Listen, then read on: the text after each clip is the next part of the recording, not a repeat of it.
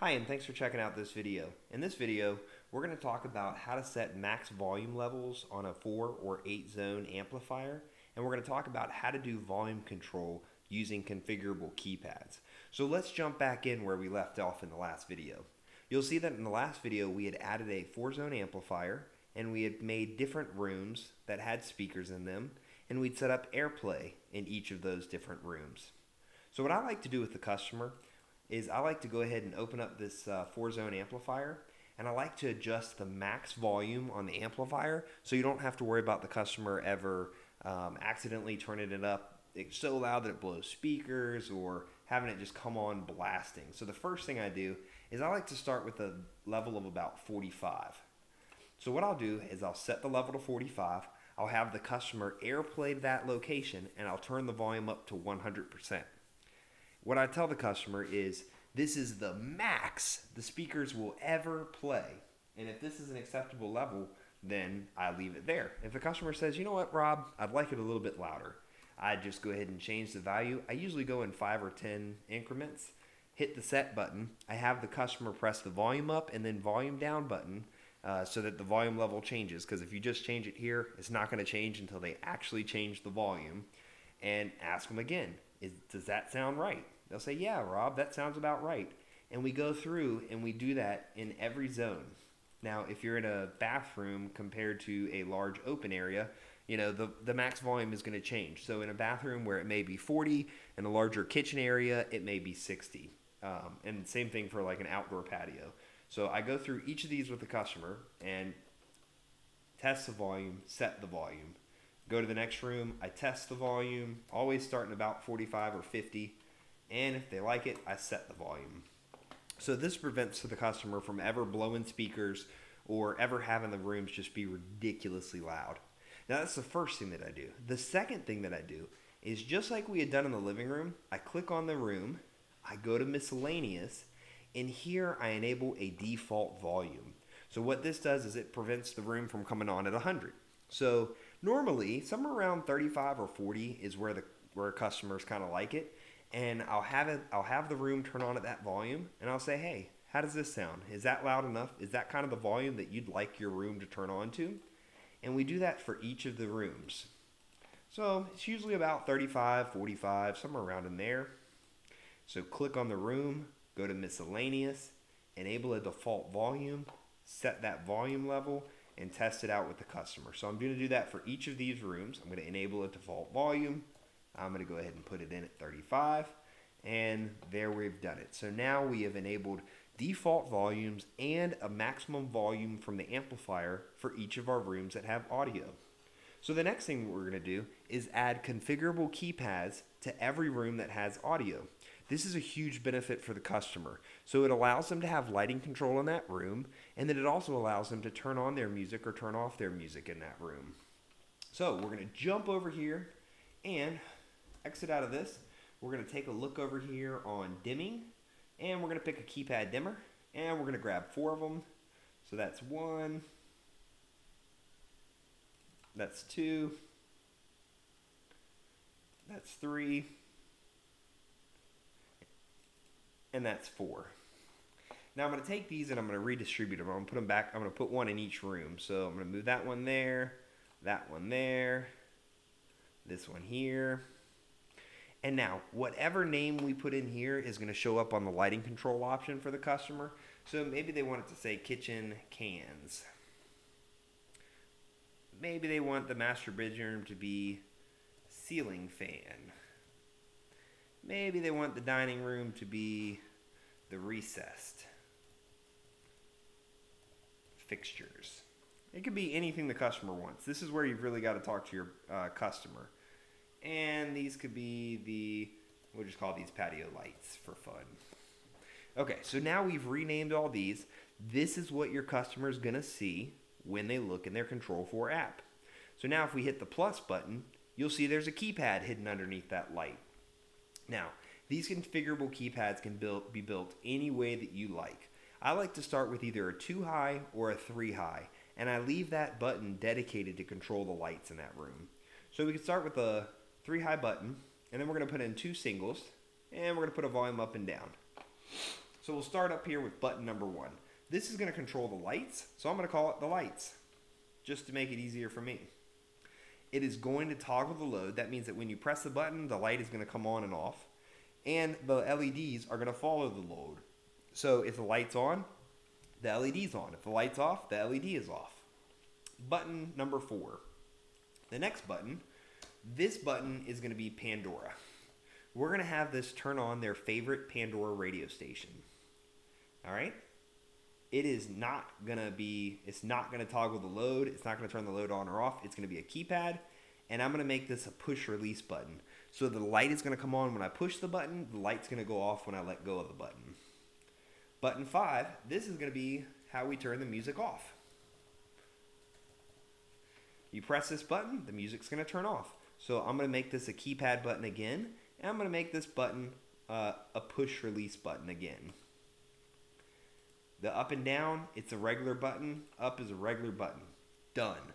So now we have told the patio keypad how each individual button is going to work. Now, these buttons don't do anything until we program them. So the next thing we got to do is go in and program these so that they actually work. Let me see if I can get Pandora or TuneIn to give us some favorites.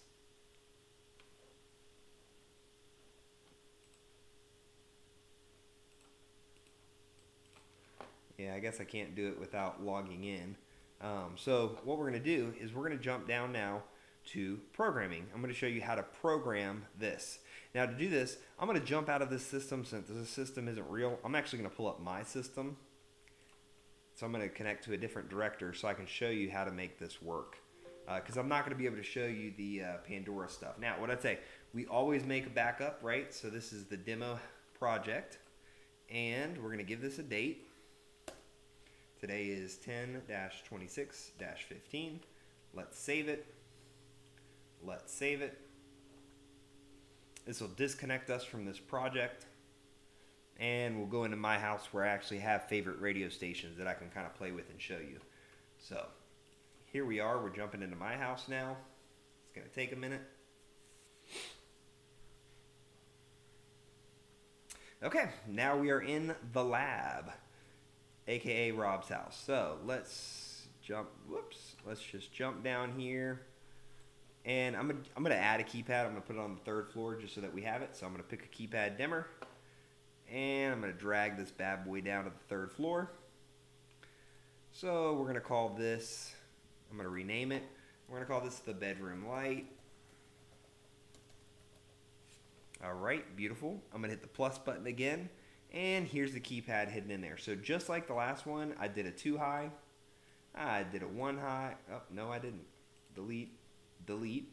So I did a 3 high, a 1 high, a 1 high, and the up down. So let's go over these again. So this button is going to control the actual light. It says it toggles the load, and it says it follows the load. So the button is going to turn the light on and off. The LED is going to turn on and off with the light. Button number 4 is going to be Pandora. This is going to turn on one of our favorites in Pandora. So it's going to be a keypad button. So the behavior is a keypad, and the LED is just going to be a push and release. When I push the button, it's going to turn on. When I let go of it, it's going to turn off. Button number 5 is going to be music off. This is going to be how I shut the room off when I'm done with it. And it's going to be a keypad for the behavior, and the LED is going to be a push release. Okay, now we're done. Each of our buttons has a name, and it knows what it's supposed to do. Now we are going to go into programming to program that button. So now I'm going to slide all the way to the bottom and find this bedroom light. Here it is. I'm going to hit the plus button and find the keypad inside of it. And now that I have the keypad 2 selected from the bedroom light, it says the events for the keypad, and I'm going to go find Pandora. When we press the Pandora button, what do we want to happen? Well, we want to play Pandora in that room. So I'm going to go to the 3rd floor room. All right, so I went to the room. I want to play music in this room. I'm going to the room on the action side. All right, so you press the Pandora button on that keypad. The action that's going to happen, I'm going to select media in that room. So I can go to our broadcast audio, and I can find now all the favorite radio stations that we have. So these favorite radio stations come from either TuneIn, Pandora, wherever they're coming from, and these are our favorite radio stations. So let's say that my wife wants to listen to Mercy Me Radio whenever she presses the Pandora button. I'm going to hit the OK button. So now it says select this channel, Mercy Me, in room. Of course, the third floor room, that's where those speakers are. So I'm going to double click this. Now when we press the Pandora button on the keypad, when it's pressed, it's going to select this radio station and the music's going to start playing. Bam, we just programmed a button. Now let's program how to turn it off. So when the music off button is pressed, we want the room to do what? So when you press keypad 2, music off, we want actions to happen in this room. What do we want it to be? We want the room to turn off. Double click it. Now when you push that button, the room is going to turn off. So that was pretty easy. This next one's going to be a little bit complex. We're going to create a button that when you press and hold, it's going to ramp the volume up. When you release, it'll stop ramping the volume up. So when I press the volume up button in the room from keypad number 2, we're going to send a command to the room that says volume up. So let's go down. We're going to scroll down. There's volume up. We are going to start the volume up command when we press the button. So when I press the button, start sending the command up, volume up. Now, when I release the volume button, I want to stop the volume up. So I press it, it starts to send it, I let go of it, it stops sending it. So that gives us the ability to ramp up the volume by holding it.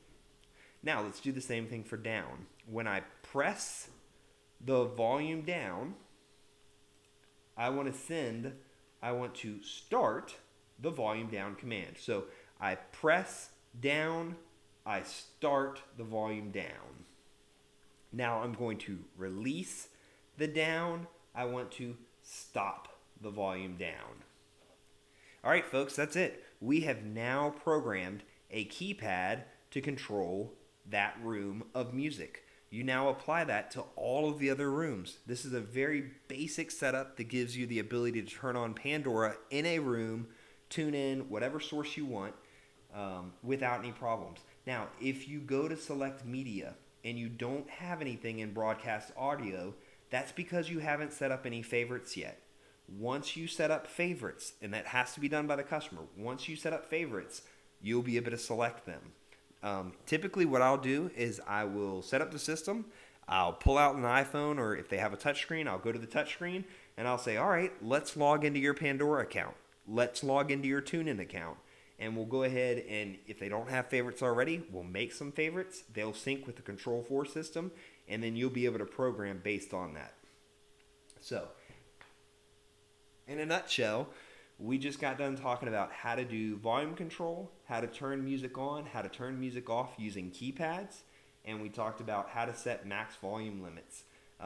This would be up and functioning. The last thing that I would have to do, and I just lost composer, so let's hang on one second. Since we added the light switch, the last thing that we have to do with that light switch is then connect that light switch to the system. So let's look at how we would connect the light switch to the system, because so far all we've done is add it, we've done programming on it, but we haven't actually identified the light switch. So to identify the light switch, we are going to go to the connections and network. Now you see the additional keypads that we had just added. We can go ahead and pick one. We double click it. I'm going to get an error because I don't have a Zigbee network, but it's going to tell you to press the top button 4 times. Once you do that, that keypad is going to start working. Make sure you put the keypad together the way that you put it in the system, or else it's not going to work right. All right, hopefully that was helpful. Thanks for checking out my video, and have a great afternoon.